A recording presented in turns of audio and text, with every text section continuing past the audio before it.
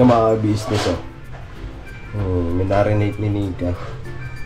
Ayan, mga hita ng manok, mga business. So ibababad lang yan mga ilang minuto. Tapos iihawin na namin mga business. So iihaw kami ngayon. Ayan. So bumili din kami ng bagong ihawan. Dahil yung ihawan namin nung dati nawala dyan.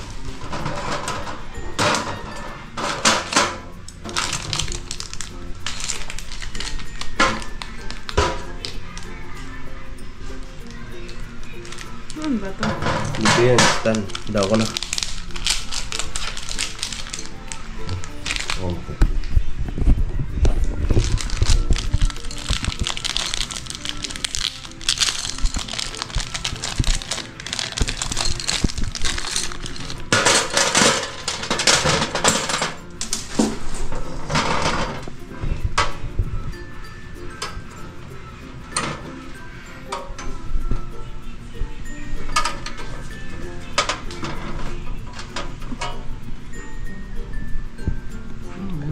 Sa loob. Pinaka-washer niya.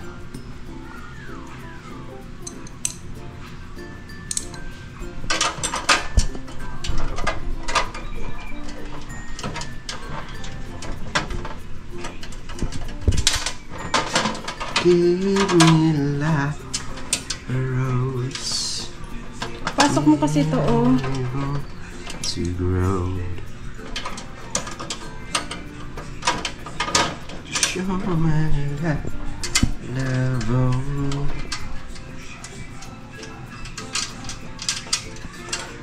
Makashoot lang.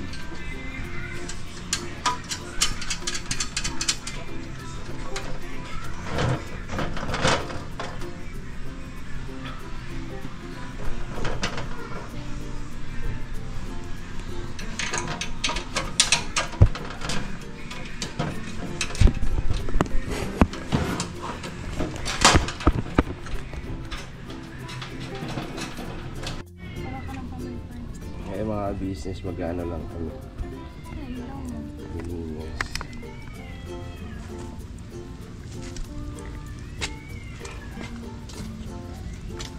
Pwede na paypayan to lang.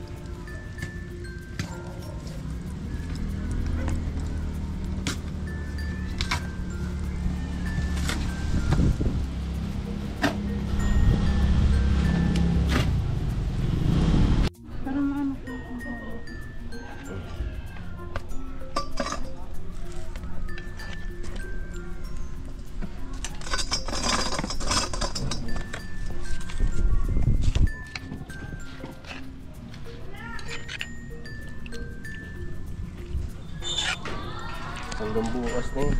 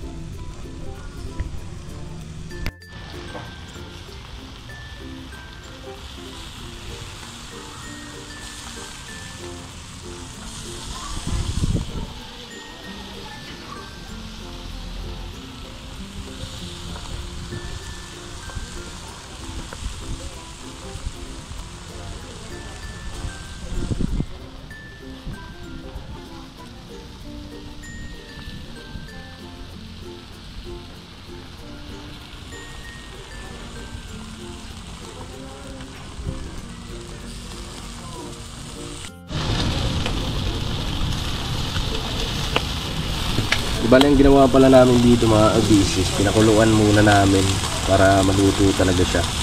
Kasi ano nasusunog na. Pagka hindi mo pinakuluan, nasusunog na. Tapos hindi pa luto yung loob. Ang ginawa namin, pinakuluan muna. So, ano siya? Inasal. Inasal ni ka. Huwag na tayong kumain sa mang inasal. Magluto na lang tayo. Mura pa. Para mas makamura ka, ito na lang gumawa.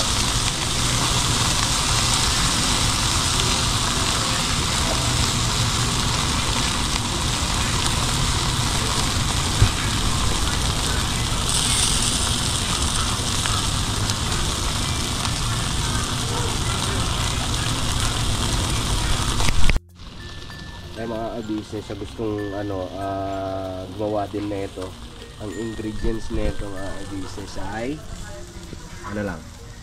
Ano siya? Toyo, kalamansi, ketchup, tsaka konting asukal. Yan, bawang sibuyas. So, yun. Yan lang. Nasa At ano pala? Magic sarap. Ayan, pampalasa. Ayan, brought to you by Magic Sarap. Alright. Pampalasa ng sarap. So ayun, madali lang naman siya mga business. Basta pakuluan nyo lang para luto na siya kahit ihawin Malalaki mo. kasi to, kaya kailangan pakuluan. Pero kung sakto lang naman, kahit hindi na sige.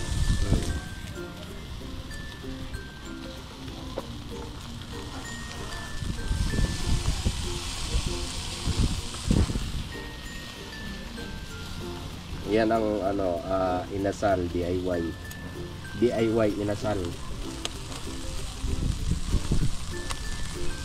Malapit na siya maluto.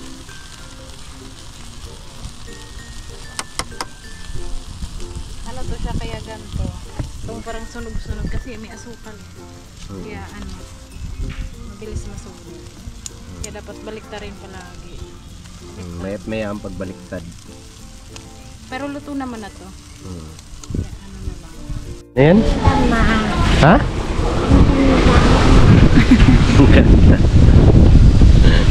Ako mga business pa lang dito si JR.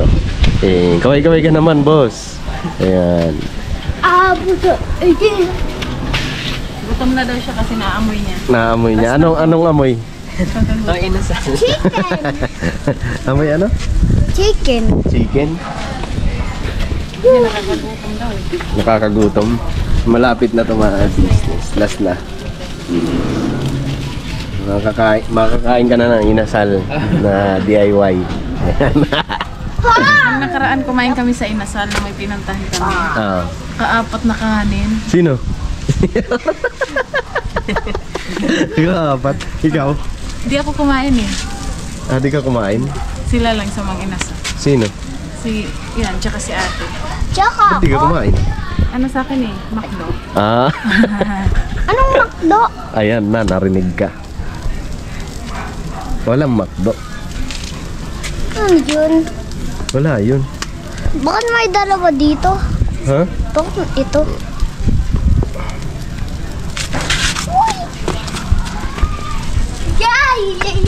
Tapos na siya mga business. Isang peraso na lang. Dami naman yan eh. Kaya may ubusin. Makakailang kanin kapag kain tayo sa mga inasal. Ilang kanin? Okay. Ilan kanin ubusin mo?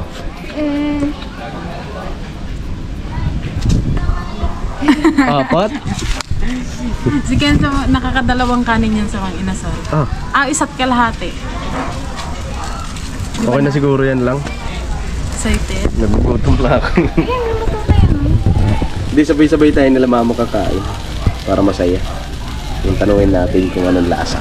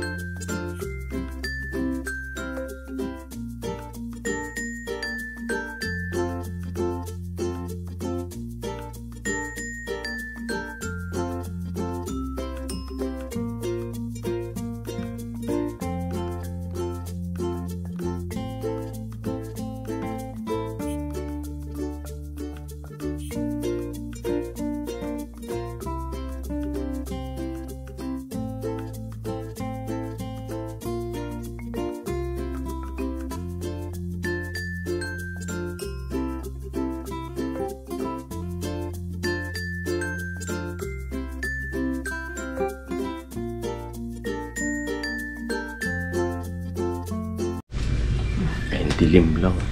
Ba't pa dilim pag ako nito? Alright. Ay mga business, so tapos na kami kumain. Ayan. Tulog na si Ken sa mga business. Ayan, nandito si JR. Ayun, napanood ko kasi yung vlog nyo. Patungkol dun sa ano. Wala kasi ako dun, di ba? Di ba? Magsalita ka?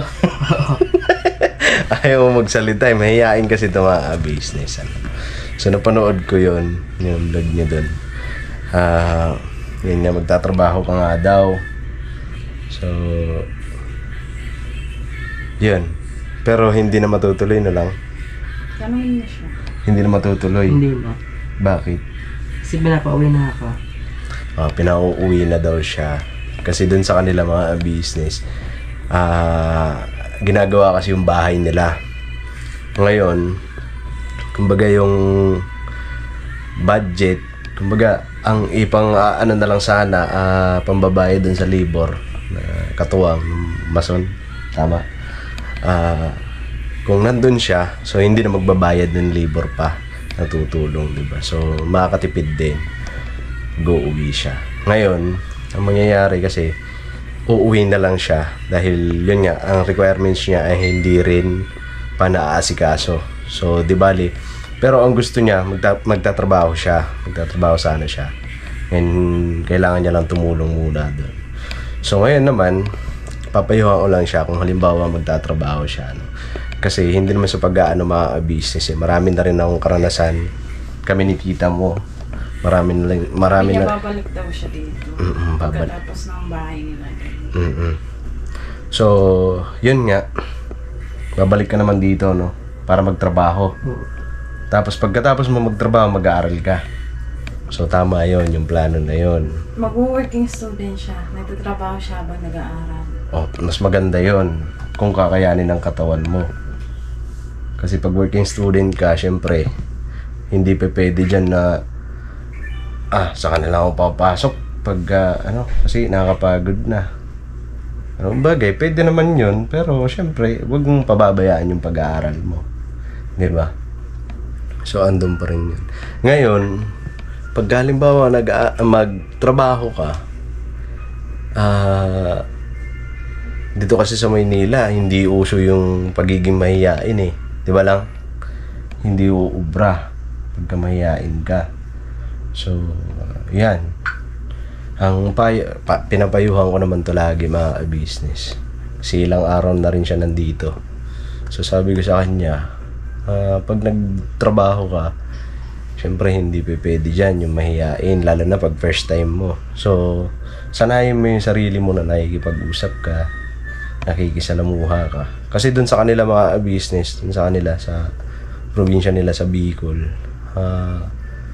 ewan ko lang nung nandun ako, sa bagay, gumagala ka rin no? Bihira. Bihira. Kasi mahihain talaga itong batang ito mga business. Walang pinagkaiba sa akin dati. Ako din kasi dati mahihain. Pero nung sinabihan ako ni kuya na ba't ka mahihiya kung wala ka namang ginagawang masama, di ba? So, yun. Tama din naman kasi. So, pag nagtrabaho ka na, hindi pwede yung mahihain. Kasi, paano kung halimbawa nagtatrabaho ka na, parang may ilang ka, kumilos dahil nahihiya ka. So, alisin mo yun. Tapos, kailangan palabati ka. Ayan, lagi kang bumabate, di ba lang? Lagi kang bumabate. Ganun. Hindi pwede yung suplado. Kasi, lalo na sa applyan mo, kasi yung applyan mo, fast food chain. Yan, di ba? Yan ang applyan mo. So, first time niya magtatrabaho kung sakasakali. And dito kasi expressions baka kasi hindi ka sanay sa galawan dito sa Maynila, 'di ba?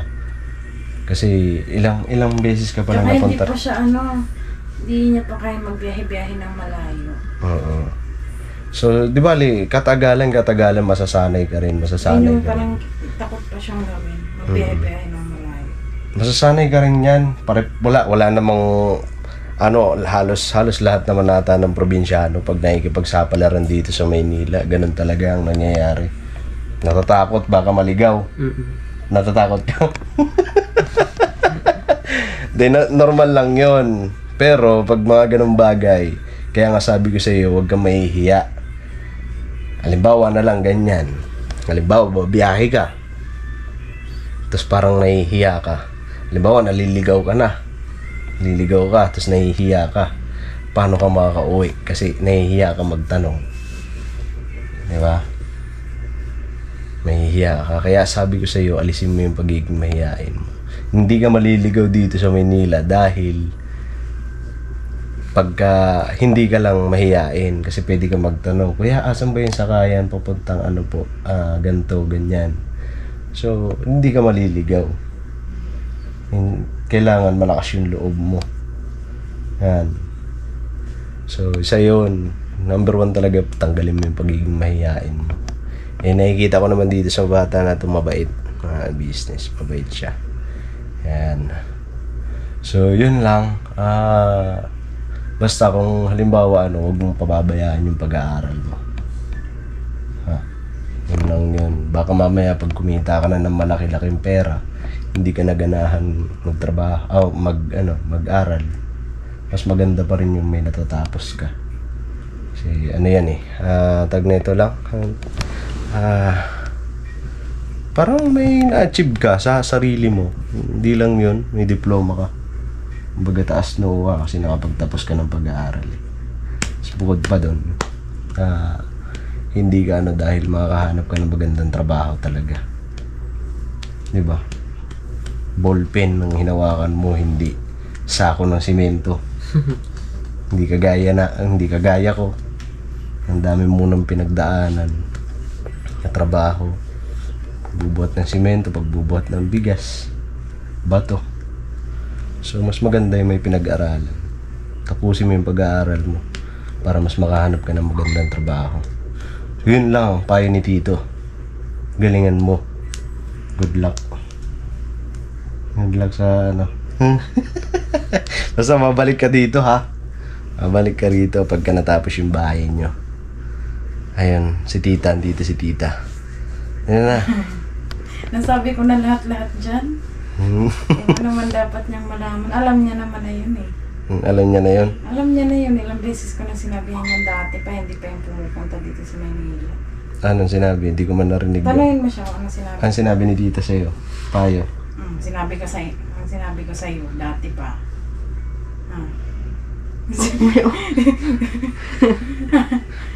Ang sinabi mo yung sinabi? Nakalimutan. Di mo pwedeng kalimutan yun. Kasi importante yun. Magsumikap sa buhay. Tapos?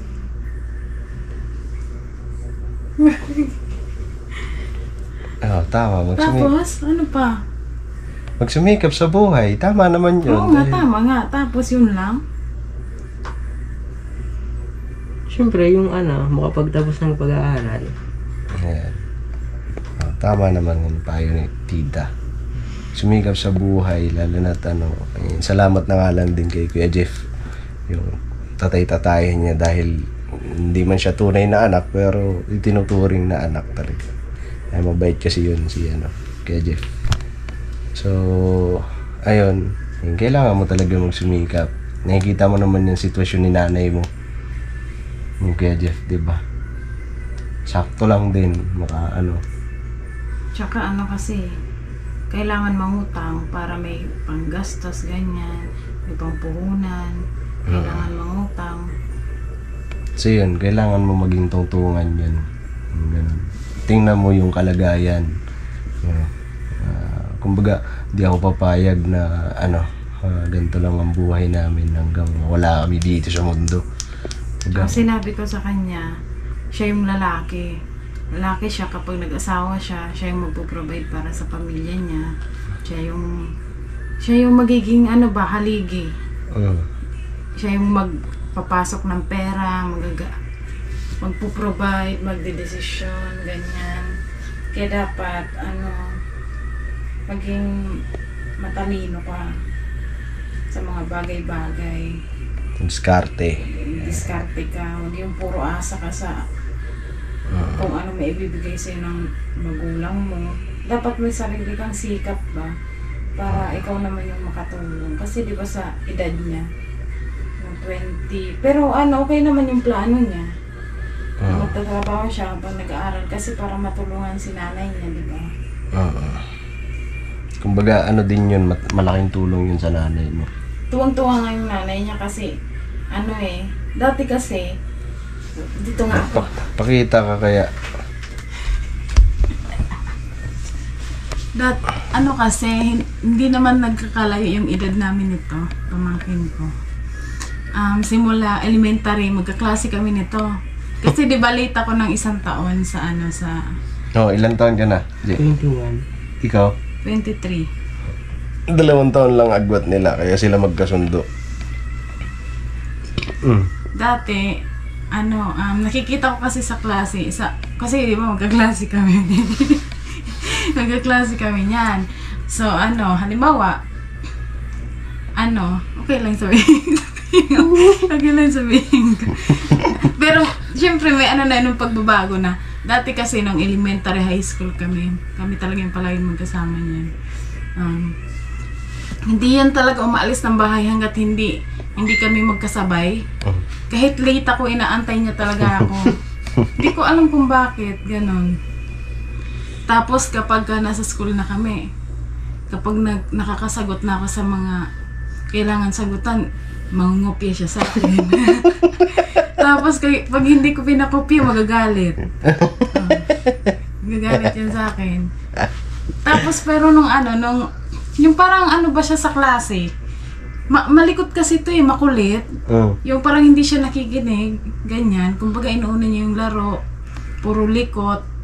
Pero nung na siya, nung senior high, doon naman siya parang nag-improve sa sa pag-aaral. Kasi madami siyang achievement na nakuha So, may din siya, matalino din siya. Yun nga lang, mahiyain talaga. Kaya ang alisin mo yung pagiging mahiyain mo. Tapos may pangarap din sa buhay. May gusto siyang maabot sa buhay niya. Kasi yung tatay mo, wala naman na. Diba? Yung tatay mo, alam niya may anak ka. May anak siya Diba? Pero wag na lang asahan kasi wala naman din. Wala naman aasahan doon. Di lang naman, sana ang pangarap na itong batang to, maanohan man lang siya sa diba? Kasi nag-aaral siya Nahirapan yung nanay niya. Nakikita niya naman yung sitwasyon ng nanay niya. Tsaka panganay siyang anak panganay. Kaya parang basta ang lang doon, gawin mong gawin mong inspirasyon yung sitwasyon nyo ngayon sa buhay. Yun lang yan. Gawin mo inspirasyon. Sabi ko sa kanya. Tapos yung pamilya nyo, ayan, si nanay mo, ayan, nagtataguyod sa'yo. Ayan, salamat ka kay Jeff. Lagi mong pasasalamatan yun si Kuya Jeff. Si tinuturing ka na anak. Mabait yan, Kuya Jeff. Kaya magpasalamat ka doon. Kumbaga ang pagkukulang ng tatay mo na punuan ng tatay-tatayan mo. Diba? Tama? Tama. So, lagi ka magpasalamat doon. Isama mo sila sa mga pangarap mo. And huwag sana dumating ang panahon na pagka kumita ka na ng malaki, luho dito, luho doon, bili ng ganto, bili ng ganon. Isipin mo muna kung pagka okay na para kay nanay, para sa pag-aaral, saka na siguro ang bili. No. Tsaka hindi yan siya maluho. Hindi yan magastos, tipid yan. Tipid yan, may pera nga ate. Magkano pera mo? Siya simula pa dati mga bata kami, hindi yan siya gumagastos ng baon niya. Iniipon niya yan. Tapos pag may gusto para sa bagay na gusto niyang bilhin, iniipon niya talaga yan. Hindi yan siya magastos. Hanggang ngayon, di ko alam, di pa naman nagbabago. Mas okay nga yun eh. Pero wag mong titipirin yung sarili mo pagdating sa pagkain. Siya lagi lang ano. So ayun, hanggang dito na lang itong video namin mga business, and maraming salamat po. Sa yun lang, tandaan mo yung payo namin, tito, tita. Unahin ang pamilya. Sabi ko nga sa kanya, baka pag nag-ano ka dito ka na mag-asawa. Sabi ko, wag mong gagawin yan muna kasi tingnan mo naman. Kagaya ko, maaga nakapag-asawa. Hindi ko natupad yung pangarap ko, di ba?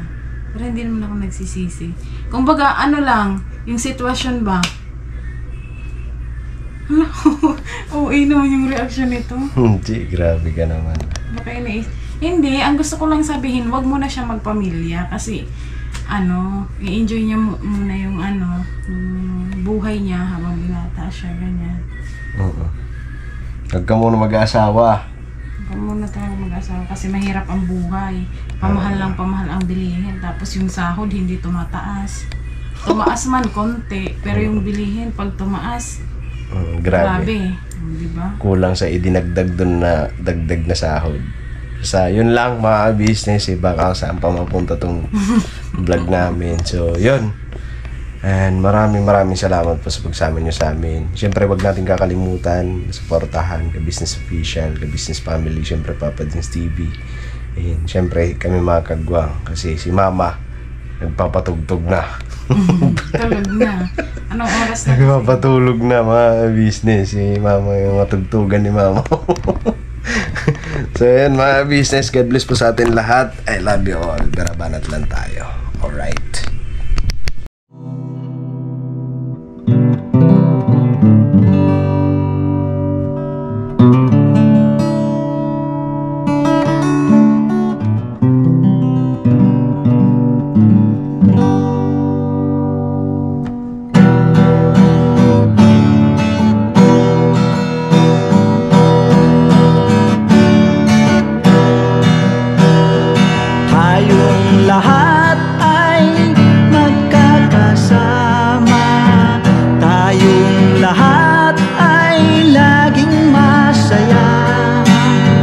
Pagtulong nyo ay sigurado pagkat mayroon kayo heart of gold.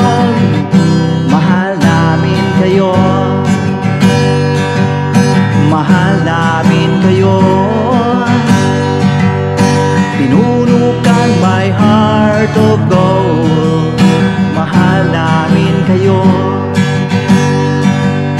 mahal namin kayo.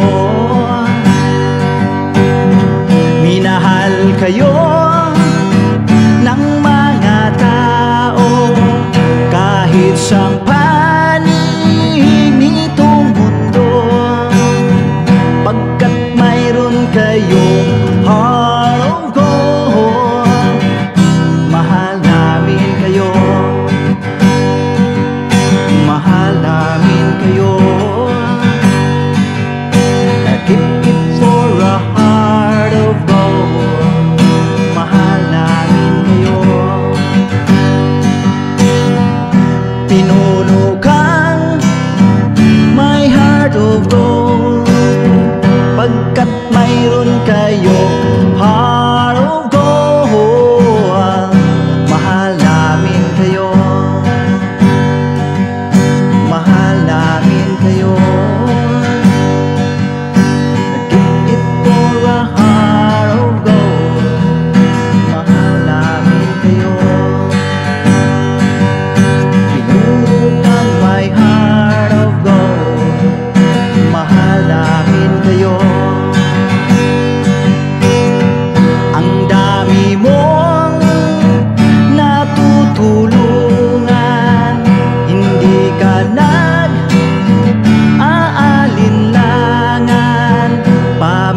Pamilya at pangkabuhayan, tunay kang ang maaasahan.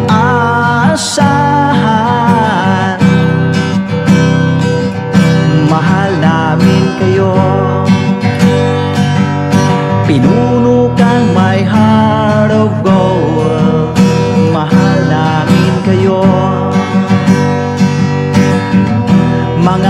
gawa mo'y kinalulugdan ng ating Diyos na makapangyarihan. Pinuno kang my heart of gold. Mahal namin kayo, mahal namin kayo. Pinuno kang my heart of gold. Mahal namin kayo, minahal kayo ng mga tao. Kahit sang panig nitong mundo, pagkat mayroon kayong heart of gold. Mahal namin kayo, mahal namin kayo. I keep it for a heart of gold. Mahal namin kayo. Pinuno kang my heart of gold. Dinadhana ka kay Marigold, pagkat mayroon kayong heart of gold. Mahal namin kayo.